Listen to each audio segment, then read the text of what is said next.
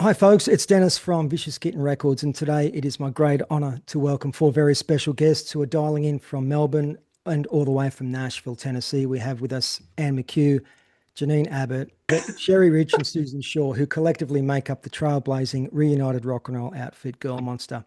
Welcome, everyone. It's exciting to chat with you all, and wonderful that we could do this.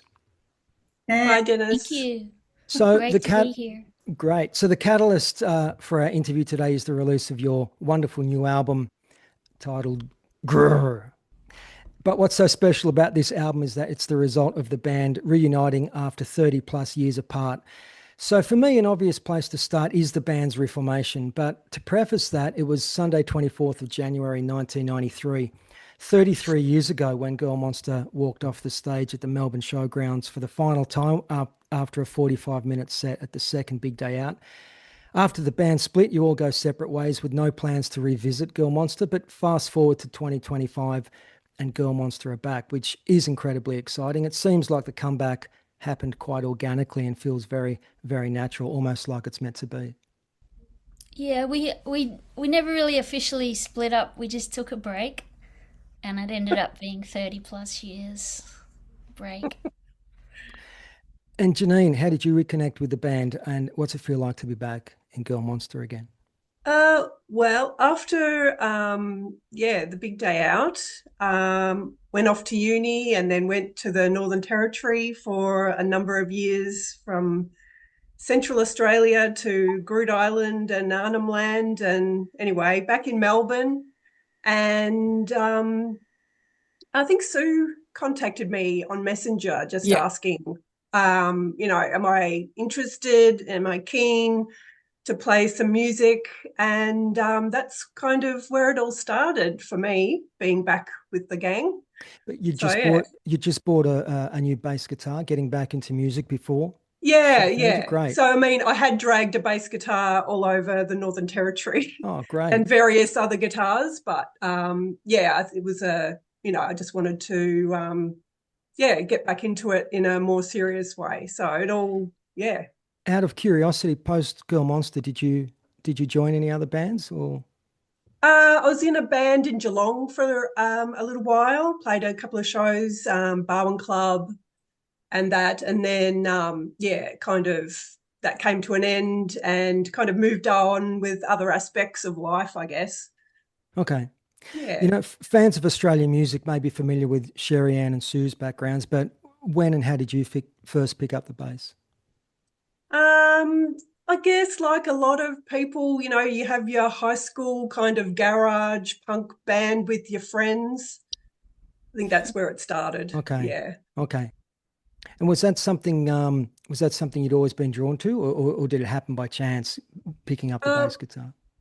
I think my brother had an acoustic guitar Okay. when I was quite young, and I used to muck around on that. So I think that's where you know, I started Okay. playing Beatles songs in the caravan, that Okay. kind of thing. Now, there's been quite a few amazing interviews and positive press received since the album was released in January. To me, that's an indication of how fondly Girl Monster were remembered, I think, and how excited people are to hear that you're back with new music. That's got to be heartening for everyone. It's always good when people want to, listen to your music, I guess. Mm-mm-mm.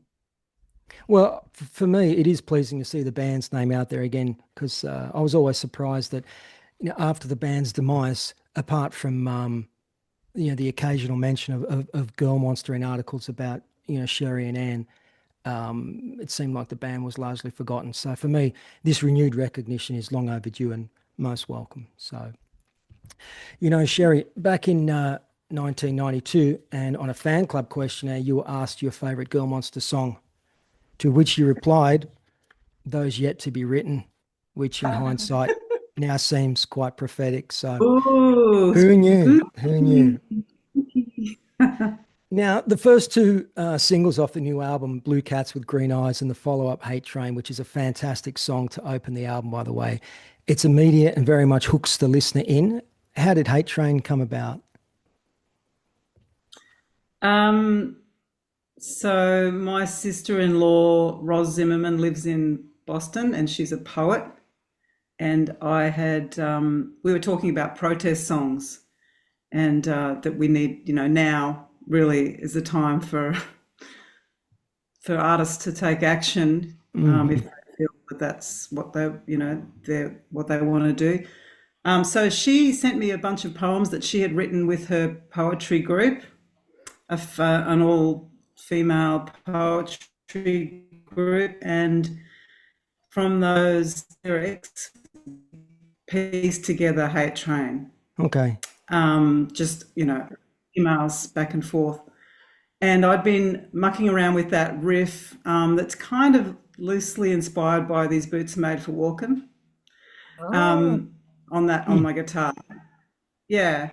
And I thought that's a pretty cool riff. And then I recorded a little idea demo, and I think I sent it out to the girls, and the consensus was that that was a good one to work on. It is. And Sue, what can you tell us about the wonderful yet slightly disturbing video for Hate Train?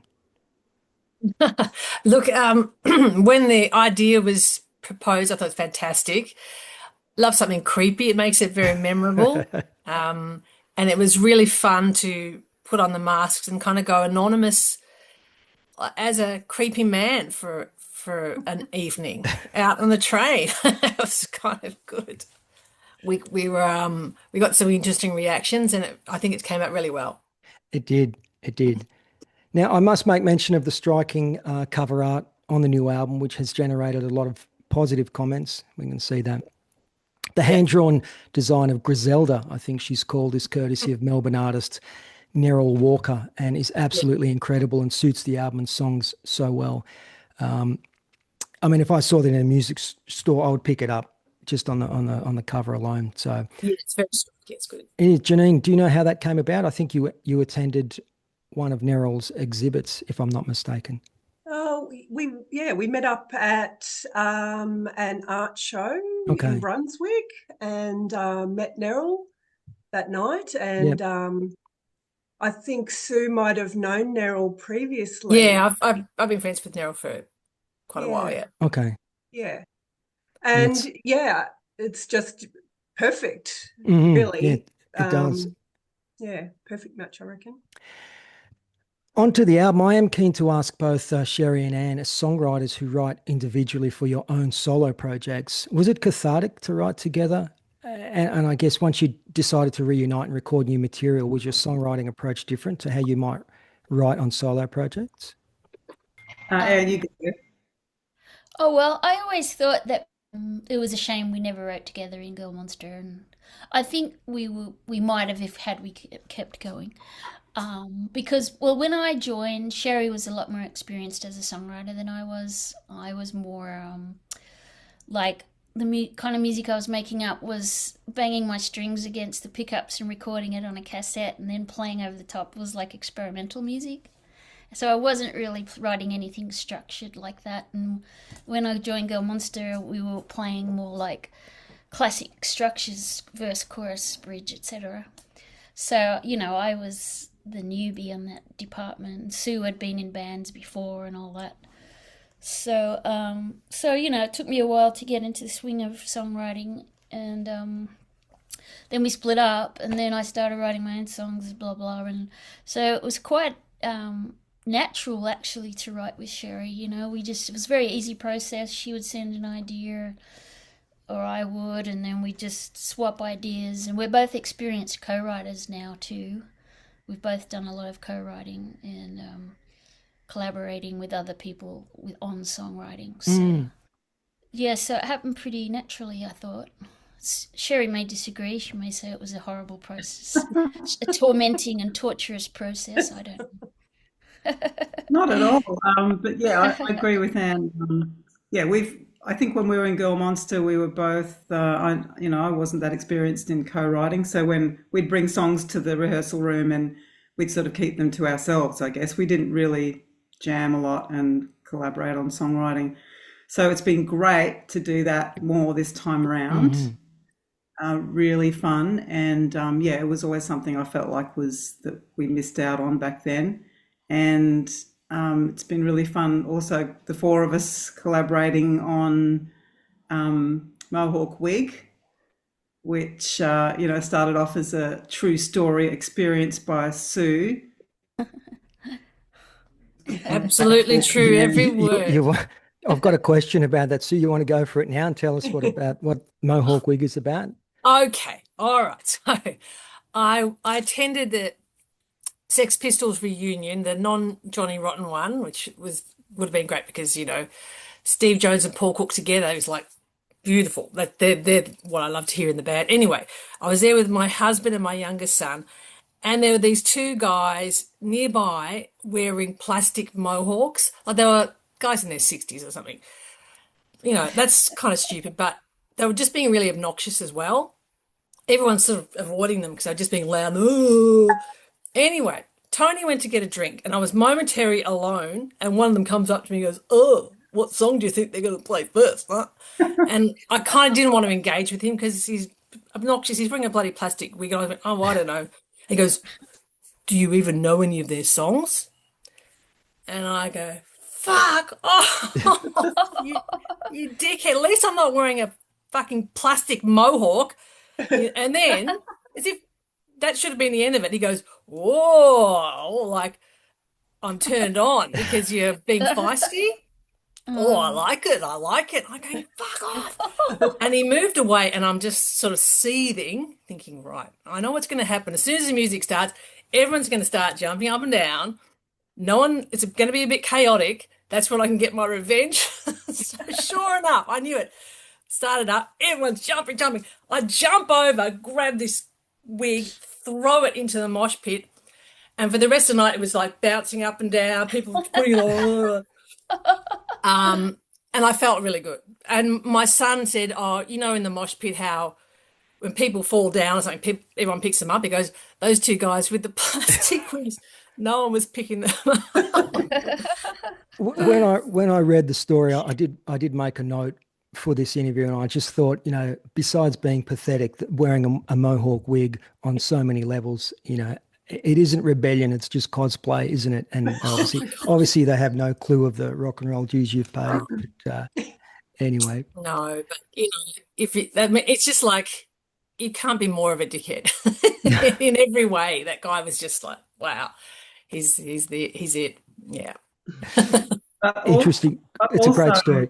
Also, on a more sort of feminist political note, it's a shame that in 2026, women still don't, feel safe with going to live gigs and feel like they can't just be there and relax without harassed. Absolutely. But that's this song is a protest song in that way also.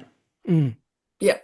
As I mentioned last time, not that it's would have helped with those individuals, but Sue, if ever there was a time to bring out the photograph of you with, Johnny and Joey Ramone backstage, that was the one. But they probably would have been lost on who they were.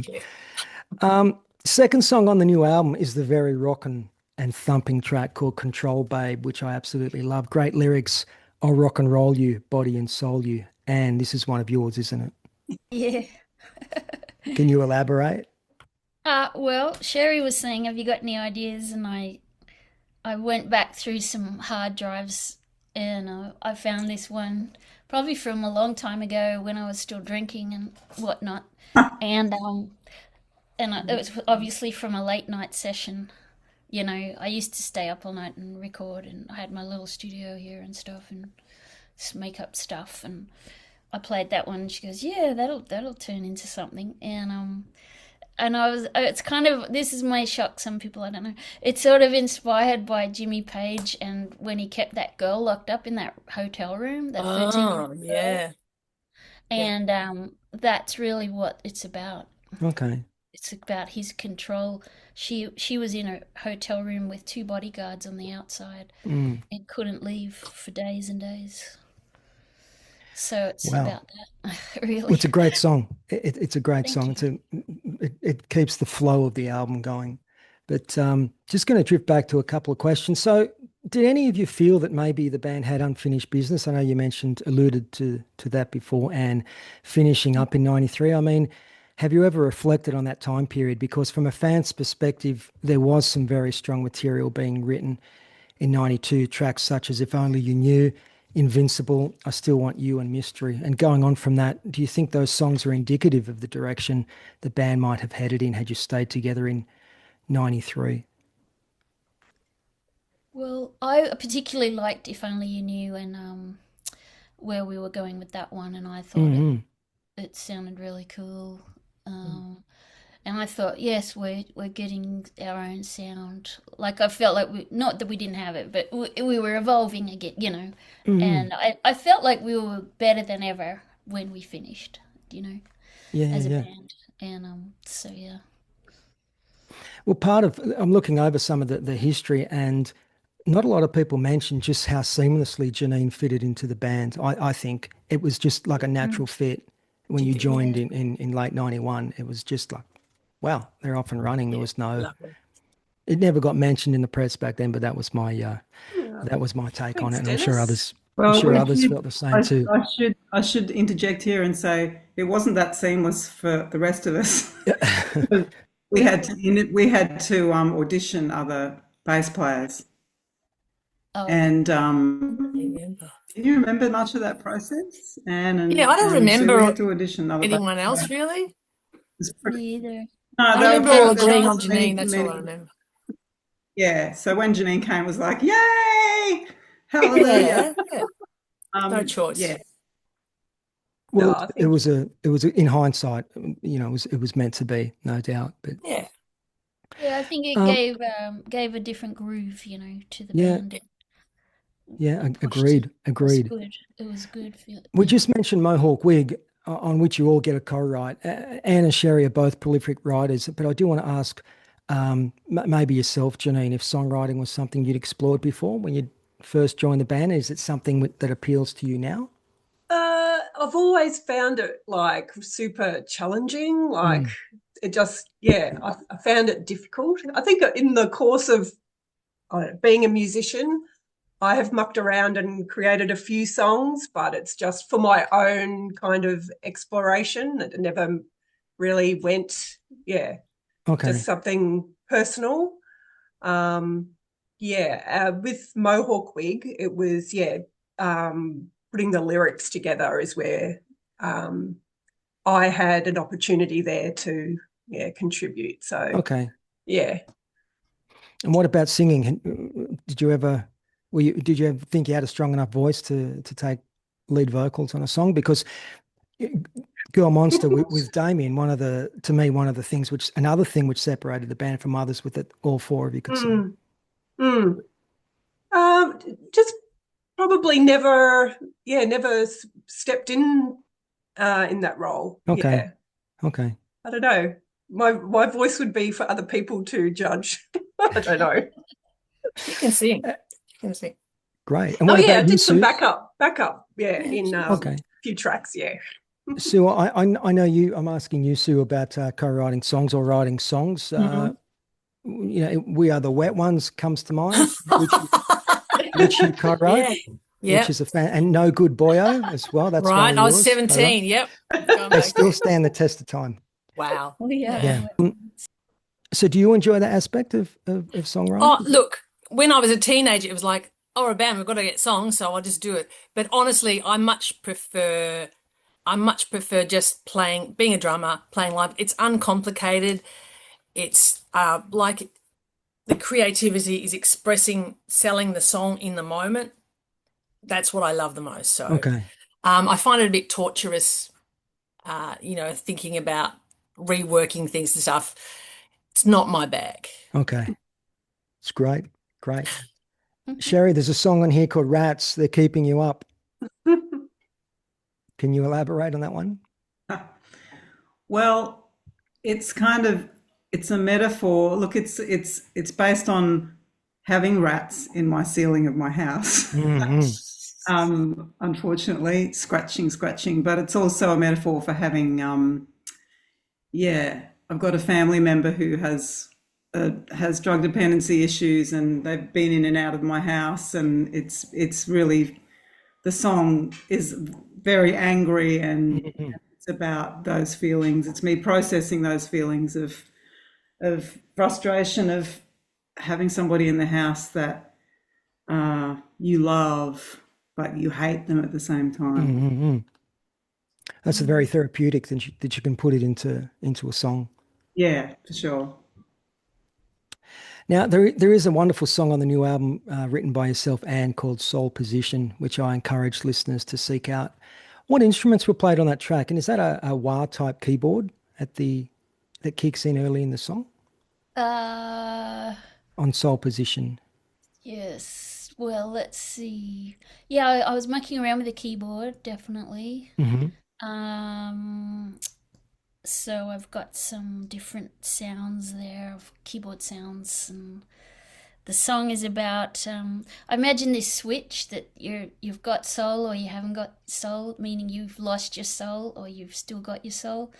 And it's so easy in the music business to lose your soul, lose your contact with why you're playing music, which has happened to me.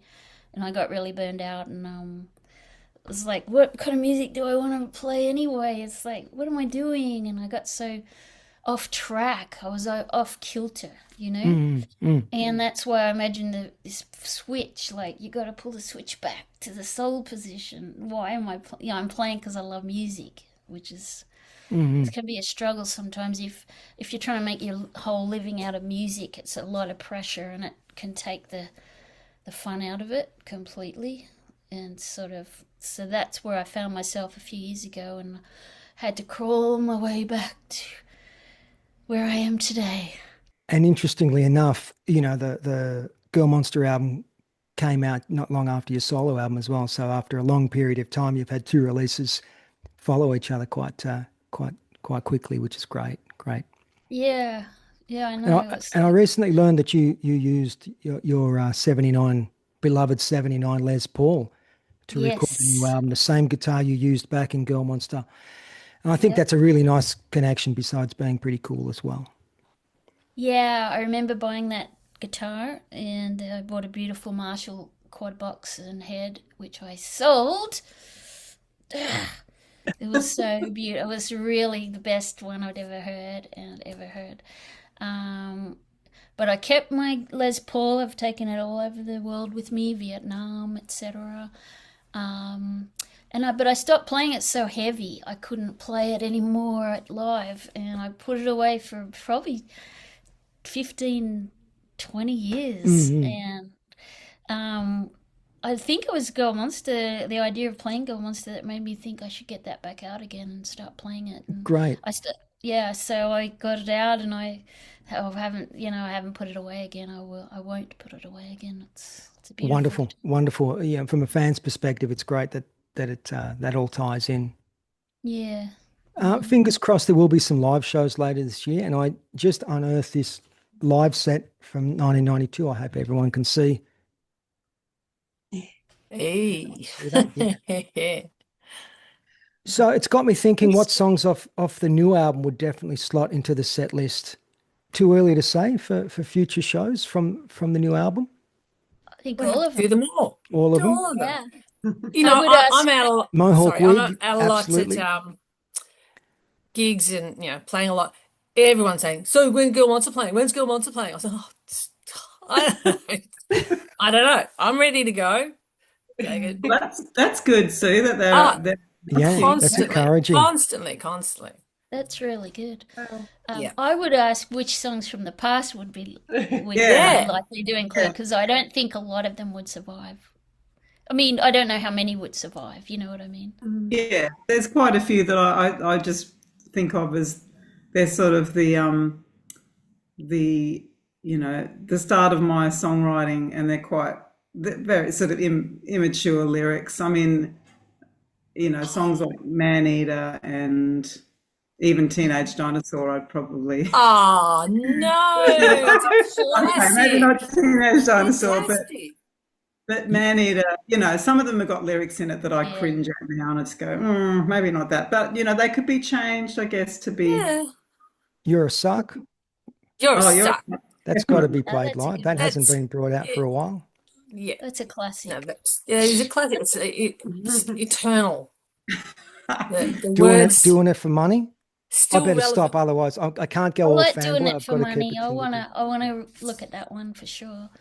That great. one didn't end up on the album, but doing it for money, I would I like. don't know that one. That must have been No, before I my can't time. remember that one.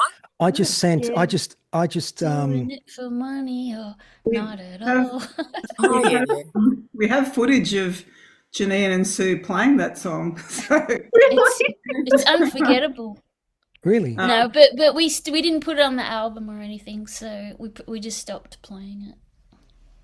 So the new album is dedicated to your former drummer, Richie Hine, and another member of the Girl Monster family, Johnny Bowers. Are there a couple of fond memories of those guys you'd like to all share? well, Well, I think Richie was just the sweetest. Sorry, you go, Sherry. yeah, I that's what I was about to say. He was very softly spoken, Mm. sweet guy, and um, great drummer, and ended Mm. up going on to drum with the Screaming Tribesmen. Mm. And yeah, I have just memories of him being really. Um, he wasn't one of those drummers who was always, going diddle a bit, a bit, a bit, a bit, a bit, a bit, right when you're rehearsing and trying to talk about a song. He'd listen, and he was very respectful towards women and towards us. Mm. Yeah, he's sweet. Great, great. And what about Johnny? Part I of the thought Girl Monster he was. family? I loved Johnny. He was like the fifth member of the band in a way, Yeah, just he because he was was. always with us and he Yeah, would go on the road with us and yeah. we would have some fun times. He was a party guy and um, yeah. But Sherry, Sherry Yeah, was in a relationship with Johnny, so. yeah. He was my boyfriend for 4 years, and not funnily enough, actually, because it was quite painful. But we broke up at the same time as Girl Monster stopped playing. Hmm. Um, but I was speaking to his mum recently, and she said, "Oh, Johnny, I think those were the happiest days of his life when he was with Wow, you and the girls and Girl Monster and great. touring." He used to refer to that as, great times. And he was a gentle giant. He was a rock and roller through and through, and loved to party. Great, great. Um, That's and good. Johnny also, a very good drummer and in several Melbourne bands. Yeah. Great. So let's dig into a little band history, if we may. Now, for the uninitiated out there, I am just going to run through a brief band history, so bear with me. Girl Monster formed in November of '88 and folded in January of 1993 with a final performance at the, as previously mentioned, Big Day Out Festival in Melbourne, headlined by Iggy Pop and Sonic Youth. In their 5 short-year career, Girl Monster built a reputation as a formidable live act and would perform over 200 live shows. That included opening for international touring acts such as Poison, the Buzzcocks, Ramones, DAD, and Skid Row, along with many local supports for bands such as Divinals, Kings of the Sun, Hard On, Celibate Rifles, New Christs, Hoodoo Gurus, God, Ratcat, Spy v Spy, and a reunited Skyhooks, to name but a few. The band's two singles, Surfing on a Wave of Love and Joe Cool, produced by Kevin Shirley, received national radio airplay, topped the alternative charts in '89 and '90 respectively, and earned nominations for Best Independent Release at the ARIA Music Awards. I mean, it's when I state all that, it's pretty impressive. I mean, looking back, again, from a fan's perspective, word spread pretty fast about Girl Monster. Were you surprised at how much the band achieved in a relatively short amount of time? I mean, within 18 months or so of forming, there was big name supports, two #1 songs. Do you ever look back and think, wow, we really hit the ground running? I do. I had been in one band in Sydney that we were so shy we wouldn't play in front of people. If we played at a pool party, we put our amps out the window and played in one of the bedrooms, So this was the first real band I'd been in, and we recorded a 4-track cassette demo of You're a Suck at a friend's house and sent it to Triple R. It got played on the radio that weekend, and the next week we had a record deal and a gig. And I was Wow. like, wow, this Wow. is amazing. Yeah. So that Yeah. happened really quickly. The whole thing did. It was buoyant from the start, I Mm. guess. Hmm. Good.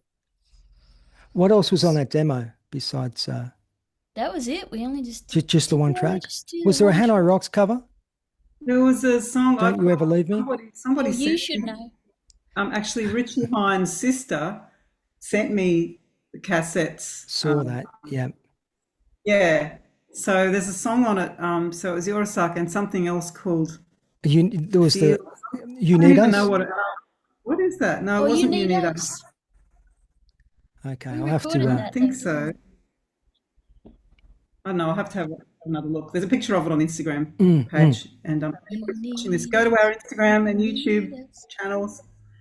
Um, I too felt like, well, I guess I just expected it to.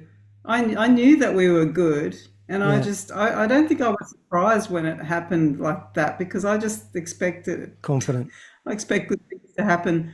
Mm. And especially when we got Sue, I remember how happy I was when Sue agreed to play drums with us. I remember being at the Prince of Wales, Sue, and standing behind you at the Prince of Wales. I've just got this vivid image and looking at Sue's hair from behind and then talking to her.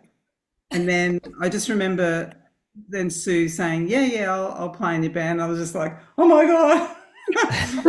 Sue's going to play. So I just knew that it was going to be great, and I knew we had good songs and we could play, and that we would get a little bit more attention because we're an all-female band. But I just I just thought, oh yeah, this is good. It happened. Just good things kept happening, Mm. But it and then wasn't just. I mean, there are other all-female bands. It wasn't just because you're an all-female band. There was great chemistry, amazing live act. As I said before, you could all sing great songs. I mean, so there was a Mm. lot going That's on right. Yeah, there. we had it all happening. Yeah. Sherry also was a graphic artist, and her imagery was very compelling, Yeah. like for all the posters and she had to me, she had a vision about it, which a lot of bands don't have a vision, but it really made it a cohesive force. This is it. It's like this, and I think that helped a lot. Sherry's vision. That's timely, Anne. I can bring out this, which I got sent some time ago. That's the Oh yeah, inner sleeve from the first single. and and also this that is was before the Photoshop. first poster. Yeah, all done with Yeah. before Photoshop. Just wonderful. Just wonderful. So it kind of all isn't it, it's coming full circle in a way because, the new album artwork has also got that comic vibe to it. I mean, Yeah. comic art. Mm. So when you think back, I just mentioned that all the achievements, but gigging over 200 shows, and I've checked some dates. Sometimes there were like several 3-night runs or more. For example, in Sydney, it could be the Cardoma Cafe on a Friday, North Wollongong the next night, then the Hopeton on the Sunday.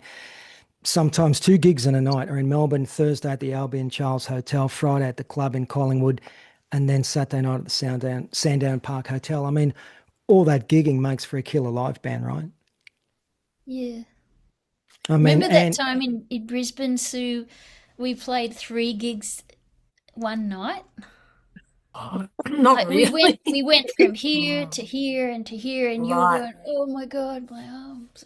Yeah, I remember because it's very hot in Brisbane. So I Yeah, had yeah, blisters and yeah, because of the that's right. slipperiness of the sticks and stuff. And the last gig, my blisters popped while I was Yeah. playing, wow. and all this juice, blood, and blister juice God. sprayed all over my cymbals. And it was there for years. Every time I took my cymbals out, I go, it's that blood from Rock and Brisbane. roll. Yeah, that's Yeah. rock and roll. Oh, yeah. It can be hard work, but, we're tough. But But would you we agree did that play a lot. We We did did yeah, play a it lot. makes you road hardened, right? Lots of Australian Yeah. bands who make it overseas, like Anne, when you start touring across the US, you're already road hardened, right? From all that Yeah. experience. The Aussies were known in those days for being Absolutely. like playing a lot more than a lot of other bands from other countries. we had our pub scene, and but I remember what was I going to say? I can't remember now. That's okay. And Sue, Sherry just asked you a question about joining Girl Monstar. So I've always wondered how long after the demise of the Wet Ones, what's that time period before you join Girl Monstar? When did they? I don't have a strong memory for dates and stuff, but I was doing other things. I played in other bands with some boys. So I was still playing, but no, I honestly don't remember how many. It was a couple of years. Okay. Yeah, a couple And of years. you'd seen the band at Carlton, hadn't you, at an early show? Well, that's right. Well, I was asked before I'd seen them, and I used to get offers from girls to be in their band, and it was kind of assumed I'd join because we all have the same, genitals or whatever. It's because they're weird. It's a weird idea to join a band for that reason. So they'd say, "Oh, you're going to be a member?" I'm like, "No, I need to know what you play because I'm very particular. I love music, or I also hate some things. I'm very particular." So when Sherry asked me, I'm like, "Oh, it's just another girl wanting me to be in her band because I'm a girl," but no. And then I heard they were playing. I thought, I'll go and see them. I thought, they're great. I joined that band. I'd love to be in that band. So I said I'm available. Yeah, basically. I think I asked you last time. I would like to ask again that. So your time in the Wet Ones, did that serve you well when you joined Girl Monstar, and in what way do you think? Yeah. Look, I love the camaraderie of all girl band. It's a special kind of sisterhood which I've always enjoyed. And I'd toured with Wet Ones, and so I knew what to expect, and I look forward to it. I look forward to more of that kind of thing. I like it a lot. Great. Yeah. Going back to the time of release of the second single, was there any major label interest sniffing around back then? I remember Ruart were interested. Okay. Remember Ruart? Oh yeah. Yeah. But when they heard the album, they didn't really like the sound of it. Okay. Mushroom weren't sniffing around because they signed quite a few They bands. signed everyone else but us in town. Okay. They had that one album deal for everyone. Yeah. They signed Johnny's band. They signed Have a Nice Day. They signed, you name a band that were playing when we were, they signed them. But I believe they weren't impressed to have an all-female band on Mushroom Records. At the time, they had the Shantuzis. That was the big, and the Shantuzis were. I don't want to, diss them, but they were women who they sang covers and they didn't play anything. So they had a male band, backing band. And they sang covers. And that was, I guess, what Michael Gudinski thought. That's the sort of all-girl band that he already had. And I remember our manager telling me a story that he'd been sort of out with Michael Gudinski because our manager was, looking for a major deal for us. And that Gudinski had said, "Oh, do they party?" So that's what he was interested in, do they party? And he also said that he didn't think we were good looking enough. So, fuck him. And if I think I told the way he operated his label, then Sure. it wasn't the place for us anyway. He missed out. No. He missed I out. think we were lucky his to loss. escape that. Yeah. Yeah. I think I told. Mushroom broke a lot of our friends. It broke them. Yeah, True. Ruined exactly. their careers, I reckon. Yeah, that's true. You're Left right. them owing money and stuff. Yeah. Yeah. Yeah, and or they split up because of this and that. In the middle, in the height of their success.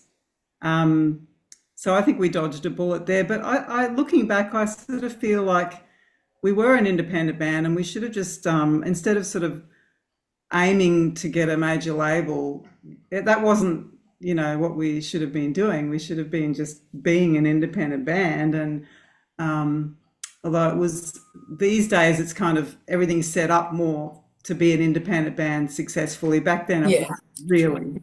And it's always good to have money, big money behind you from a major label.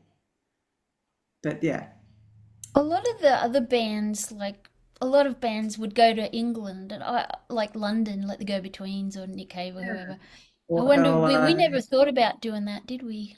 Like going to another country. It never occurred to me. No.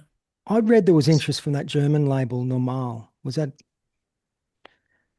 Don't just know. newspaper? I don't No. remember that. We did get offered a tour to New Zealand. Can you remember Okay. that? Yeah, I Sue, remember that. Sue Yeah. and then and Damien, our um, first bass player, said she wasn't going to do it, and that was kind of the start of the of splitting with her. In Okay. my yeah, so no, we didn't do any international touring. That may happen in the Phantom, future. Who knows? well, yeah, you could Yeah, come play in Nashville. We could play in Sure. Nashville. I remember So, Phantom were Phantom Records, which they had put out the Sunny Boys record, which I had bought when I was like 15, and I used to go to Phantom Record store because I'm from Sydney. When I was a kid, I'd ride in, go and look at all the records, and I was excited about that. But I think they wanted the publishing as well. okay. Okay. Remember? yeah, yeah. It wasn't a Interesting. It's interesting.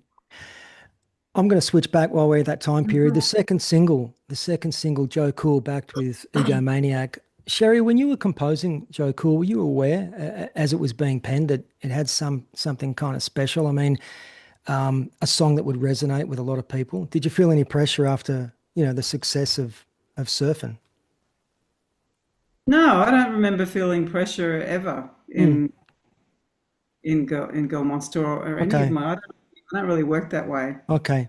So the Um, song came quite like naturally. I've got to write a hit. Yeah. I was writing a lot at that time, and that was sort of inspired by, a lot of different music I was listening to. Hanoi Rocks and that Yeah. sort of LA glam rock, or they were Finnish glam rock, but just yeah, it was like an amalgamation of all the stuff that I was listening to. Okay.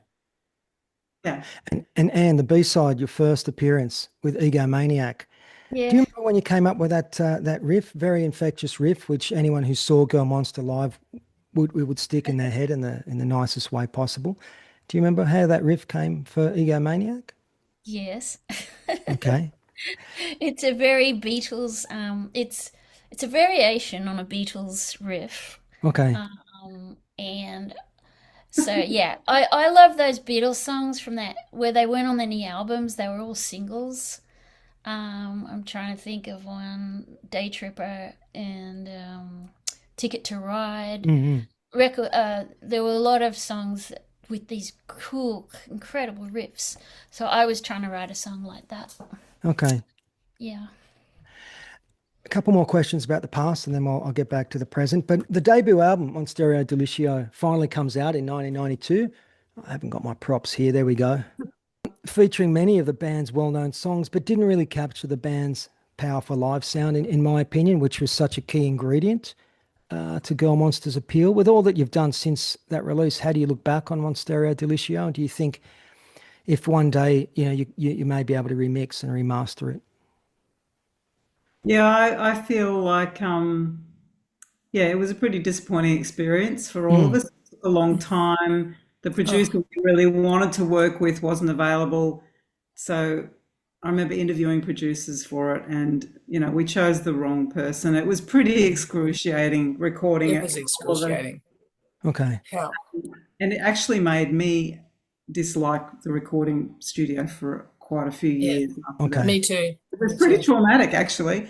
And Hated it. then when it finally came out, yeah, we didn't like the sound of it, but we just had to live with it. Mm. Um, Here's a yeah, photograph from that time period, which I hope you all can see. This is the launch of the, Oh, great. that's me outside All Go-Go Records. Yeah. Um, Jerry and Ann had gone in and decked out the window. Yes, I remember that. It's all gone. but I The still bill, think there's some good moments on the album oh, for there sure. are definitely, Yeah. definitely.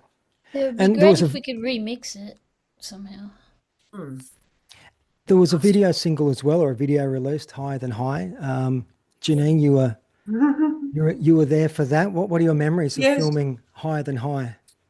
Oh, Yeah, well, that was an interesting experience because we lugged all our stuff all the way up to the top of the Grand Hyatt Hotel in Yeah. Melbourne, Great. only to have something went wrong and we had to lug all our stuff back down and go again the next night, I believe.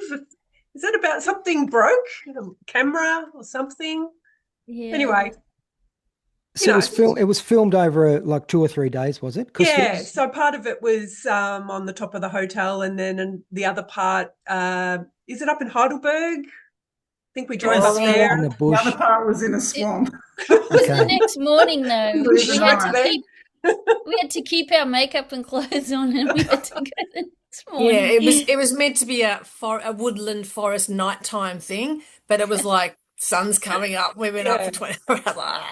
Yeah, Like it wasn't vampires. quite all it Oh, was so I think it planned. turned out good. Like Looks I really great. like it. It looks Yeah. great. It looks great. But you're Yeah. hovering over the edge of the building there in some shots of that, Yeah. right? Yeah, they had this big cherry picker that went over the Wow. very dangerous and illegal. All for rock and roll. Yeah. So I got Yeah. a couple of questions. This one's for all of you. You'd played Sydney quite a few times. What were some of your favourite venues? And is it safe to say that the Hopetoun Hotel, the long gone Hopetoun Hotel, became a home away from home? Yeah, good on Yeah. didn't you? Yeah. They were fun gigs, weren't they? The Hopetoun. Yeah, I wish we could play there again. yeah. Sherry, you'd played the Hopetoun with your former band Cactus Fever in '85, hadn't you? Yeah, it's a legendary Yeah. venue. It's still Yeah. going on. Is it a fern bar now? It's nothing. It's That's boarded up. Oh. It's boarded up. Yeah. There was that one. There was like the Lansdowne, The and I Allendale. remember doing some good tours with the Hard-Ons and Rat Cat around there in Yeah. Sydney. And there was one venue we played where there was a bomb threat in the middle of our set. That's right. Remember that, girls? I Yeah. remember We Yes. were all out on the street. saying, "Stop! You got to stop Yes. right now!" And there's been a bomb threat. So we had to leave our gear, and then all the patrons and we were just out on the street, probably still drinking and talking, carrying on for a couple of hours until they said, "Oh, we can't go back in because, security." And then we came back the next morning and some of our stuff had been stolen. Can you remember that? Wow. That Yeah. must have been Wollongong then. That That's was Crow's Nest. That's the Oh. bomb threat was Crow's Nest. Yeah. Oh, Because That it's was it. actually, Nice. while we're playing Remember When, and this is from Newcastle. Here we go. On a Sunday night. Sunday night Newcastle. So don't know if that rings any bells. But, Yeah. I just found that one. So Those pants that Janene wore on Yeah, stage. Janine's famous pants, yeah. My favorite pants. oh yeah, they were good. So I guess we should start to finish up. But looking back on your time in Girl Monster in the late 80s and early 90s, what are you most proud of? I'll ask each of you that. And did that chapter shape you, I guess, as musicians and as people? Start with Sherry up there.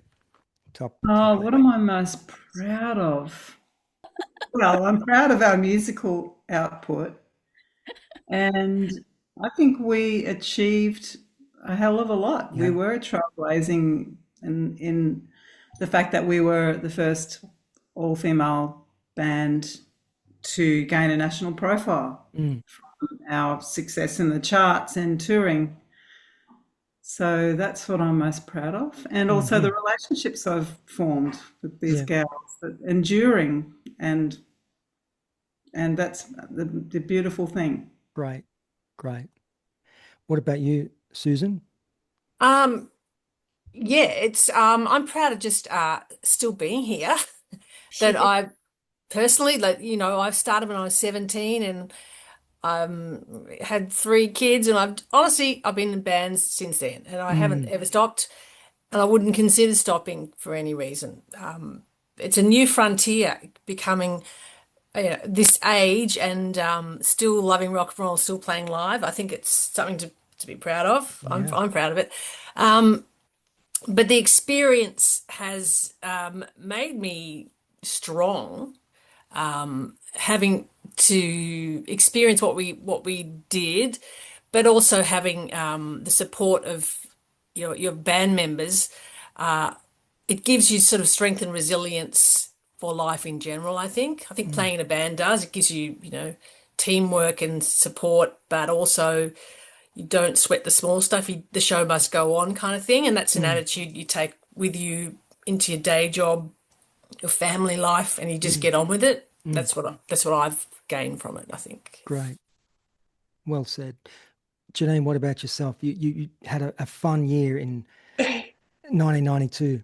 I did, yeah. I was looking back because I had a little book where I wrote down all the gigs and all the bands that played with us. And I think I played about 50 shows with Girl Monstar. So, just proud of that year and having a great time and forming great friendships. And I think for it to come back around it's rare, and it feels just like great friendships lasting all that time and having fun. I think, there's so much serious stuff going on. And when you get the opportunity to play music, you should just, enjoy that. So, yeah. And what about yourself? Looking back, what are you most proud of in Girl Monstar? Well, firstly, I think that I actually did it because I was so terrified of playing in front of people. I don't think if Sherry hadn't said, come and play, I probably wouldn't have been a musician. Like I would have maybe I would have always played guitar, but I was not I found it very difficult to play in public, and stuff. So Girl Monstar just went, pow! And I was like, wow, here I am. 5 years later, I'm a musician, and my whole life I've been a musician. It really sent me on a trajectory, because I thought I was going to Melbourne to be a novelist, and which is the opposite of being in Girl Monstar. So I wouldn't even be a musician if I hadn't got to join Girl Monstar. And Sue is still the drummer I've played with the most in my whole life.